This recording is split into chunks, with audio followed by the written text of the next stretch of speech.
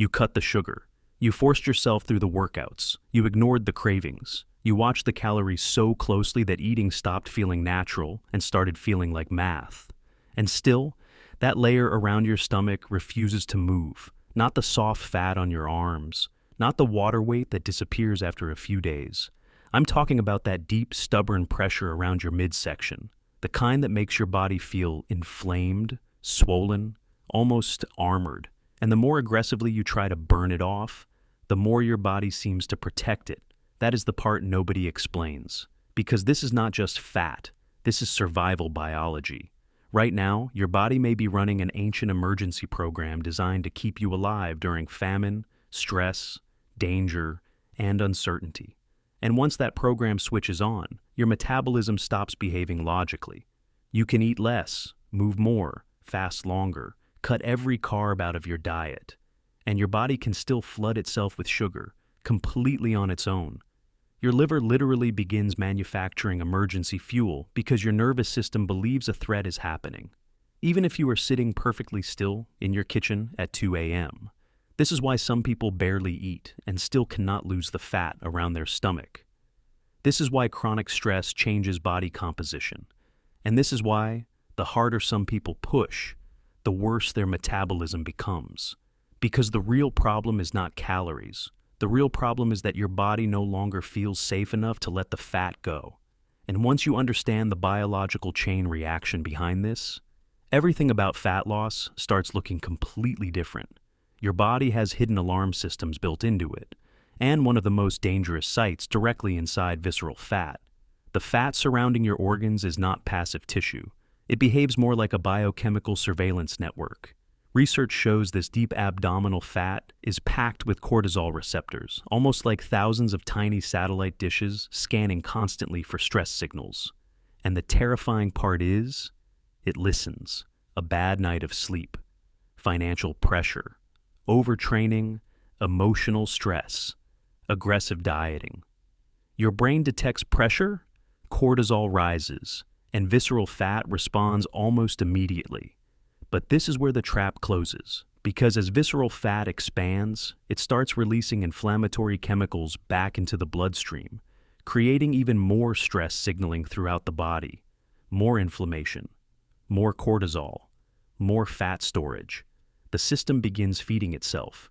Your own body creates a loop where stress grows the fat, and the fat amplifies the stress. That is why some people look thin everywhere except their stomach. Their body is not in fat-burning mode. It is in protection mode. And protection biology does not care about aesthetics. It cares about survival. Your nervous system would rather keep emergency fuel wrapped around your organs than risk letting it go during what it perceives as a crisis. That is why starvation approaches often backfire. The body interprets extreme restriction the same way ancient humans experienced environmental danger, food scarcity, uncertainty, long-term threat. So instead of opening the vault and burning stored fat, it locks the doors tighter. And then comes the part that confuses almost everyone. You might think, fine, maybe stress matters, but my insulin should still be low because I barely eat carbs. Not necessarily, because your body has a backup generator. Your liver is capable of manufacturing glucose completely from scratch through a process called gluconeogenesis. And cortisol is one of the main triggers. When stress hormones rise, your brain sends an emergency message. We need fuel now. Your liver responds by converting amino acids and stored materials into fresh glucose and dumping it directly into the bloodstream. So you wake up after fasting all night without eating a single gram of sugar, and your blood sugar is still elevated. Then insulin rises to manage it. Now you have high cortisol and high insulin at the exact same time. That combination is metabolic quicksand, because insulin blocks fat burning while cortisol signals danger. So even while dieting, fasting, and exercising, your body keeps clinging to stored fat like a life raft. And modern lifestyles accidentally make this worse every single day, especially through 3 specific habits that people mistake for healthy behavior. The first is chronic cardio. This one surprises people because they think more movement automatically means more fat loss. But biologically, long daily cardio sessions can look very different to the nervous system.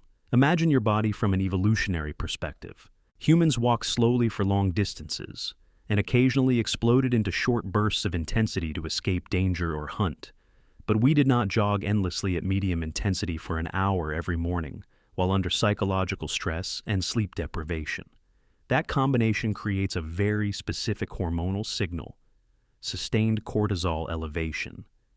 Your body starts behaving like it is trapped in an endless migration without enough food. So, cortisol begins breaking down muscle tissue for emergency fuel, and muscle is your metabolic engine. The more muscle you lose, the fewer calories you burn at rest. Meanwhile, cortisol pushes more energy storage toward the abdomen because visceral fat acts like strategic survival padding around vital organs. This is why some people become smaller, but softer, lighter on the scale, but metabolically weaker. The body sacrifices muscle to preserve emergency reserves, and the more exhausted you become, the more stubborn the belly fat feels. Then comes trap number 2, stress fasting. Fasting can absolutely improve metabolic health, but only when the body feels safe enough to adapt to it. If your life already feels chemically chaotic, fasting can become gasoline on a fire. 5 hours of sleep, constant stimulation, emotional pressure, overwork, high caffeine, and then 20 hours without nutrients. That is not always healing. Sometimes it is interpreted as famine confirmation. The body begins slowing thyroid output, energy crashes, hands and feet become cold, recovery weakens, and visceral fat becomes even harder to lose because the body views it as the last remaining insurance policy. The goal of fasting is supposed to be lower insulin, but if the stress response becomes strong enough to elevate cortisol all day, the liver simply replaces the missing glucose itself. So now you are starving, stressed, and hormonally blocked from fat burning at the same time. And then there is the most overlooked trigger of all, the 3 a.m. wake up. This is where many metabolisms quietly collapse. You fall asleep exhausted. Then suddenly your eyes open in the middle of the night, wide awake, heart slightly racing, mind instantly active. You check the clock, 2:47 a.m., and even though your body feels tired, your nervous system feels alert. This is not random insomnia. In many cases, it is a biochemical emergency response. That is a hypoglycemic event. While you sleep, blood sugar naturally falls. But if stress hormones are already elevated and metabolic flexibility is poor, blood sugar can drop too aggressively during the night. Your brain interprets that drop as danger. And because the brain is extremely dependent on fuel, it activates an emergency rescue system. Adrenaline rises, cortisol rises, the liver releases glucose, and that stress surge is what wakes you up. You are experiencing a miniature fight or flight event while lying motionless in bed. But the damage goes even deeper than exhaustion, because the most restorative stages of sleep are where growth hormone surges highest. That is when fat burning, tissue repair, anti-aging repair, and nervous system recovery happen most aggressively. But if cortisol keeps interrupting the cycle, you lose access to those biological repair windows. Instead of waking up restored, you wake up inflamed, puffy, water-retained, mentally foggy, and your body stays trapped in conservation mode. So, how do you shut this entire system down? Not through punishment, not through starvation, not through forcing your body harder. You have to convince your nervous system that the emergency is over. The first step is changing the way you think about movement. Most people use exercise like a weapon against their body. They try to sweat harder, burn more, punish more. But a frightened metabolism interprets constant punishment as more danger. So instead of draining stress, it accumulates it. This is why one of the most powerful fat loss tools is also one of the simplest. Walking after meals, not random walking, strategic walking. Because muscle tissue has a hidden metabolic advantage. When muscles contract, they can absorb glucose directly from the bloodstream without relying heavily on insulin. That changes everything. Instead of your pancreas screaming with insulin after every meal, your muscles quietly pull glucose out of circulation like a sponge soaking up water. 10 minutes, 15 minutes, right after eating. That small shift lowers blood sugar volatility, reduces insulin demand, improves digestion, and most importantly, lowers the stress load on the system. You stop flooding the body with emergency signals. Your muscles become glucose reservoirs instead of your belly becoming storage space. Then we address the nighttime crash. Because if your body keeps pulling the fire alarm at 3 a.m., fat loss becomes almost impossible. This is where many people accidentally sabotage themselves with rigid diet rules. No eating before bed. For some people that works perfectly. But for someone trapped in stress physiology, staying aggressively fasted through the night can trigger another cortisol spiral. The body needs stability before it can release protection fat. So instead of going to sleep metabolically depleted, a small strategic signal of safety can completely change overnight chemistry. A teaspoon of raw honey, a pinch of mineral-rich sea salt, that is it. Not a dessert, not a binge, a signal. The honey slowly replenishes liver glycogen, so the brain no longer panics during the night. The salt helps regulate adrenaline and fluid balance while calming stress signaling pathways. And when the brain stops sensing danger, the nervous system finally lets the body stay asleep. That is where the real hormonal repair begins. Cortisol drops, growth hormone rises, inflammation decreases. Fat-burning pathways reactivate. You trade a tiny amount of calories for hours of deep metabolic recovery. That is not weakness, that is strategy. Then comes intensity, not endless cardio. Precision intensity, short bursts, explosive effort, long recovery. A sprint up a hill, 15 seconds on a bike, a brief all-out push followed by complete rest. This mirrors the way human biology evolved, sudden demand, then recovery. And that pattern creates a completely different hormonal response compared to chronic cardio. Instead of grinding the body down with constant cortisol, short explosive effort can massively stimulate human growth hormone production, HGH. Growth hormone is one of the strongest biological opposites to stress-driven fat storage. It protects muscle, improves recovery, mobilizes visceral fat. The body becomes stronger instead of simply more exhausted. And this is where many people finally understand the truth. Fat loss is not about making the body suffer. It is about making the body feel secure enough to stop defending itself, which brings us directly to food. If you are fasting aggressively but under-eating protein, your body never receives the message that resources are available, and without that message, safety never arrives. Protein is not just muscle food. It is a biological abundance signal. When protein intake is high enough, the body shifts away from emergency conservation.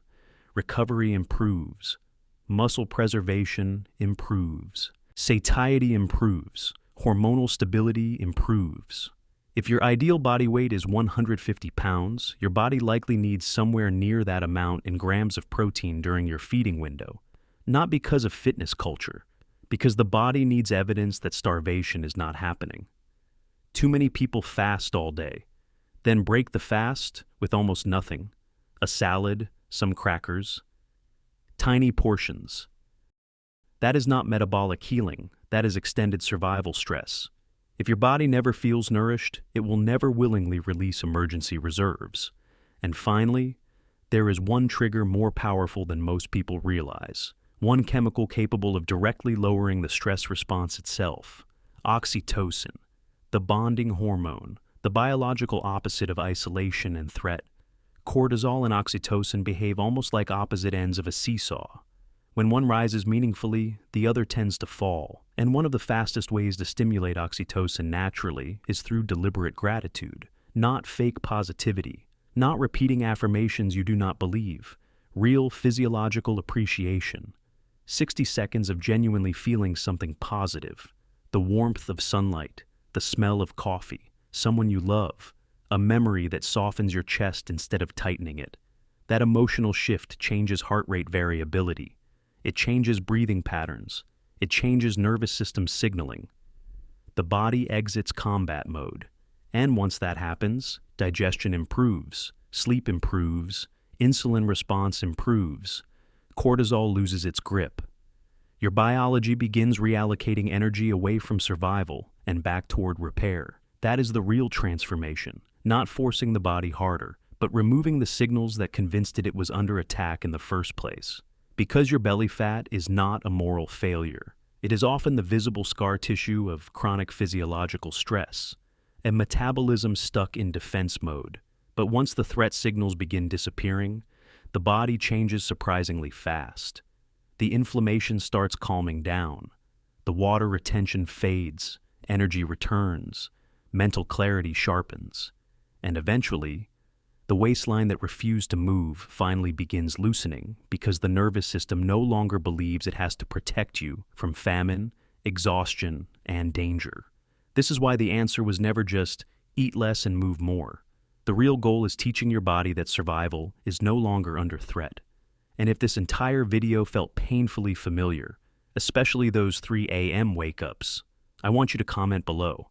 Because for millions of people, that middle-of-the-night adrenaline surge is not just bad sleep. It is the first warning sign that their metabolism has been trapped in emergency mode for far too long.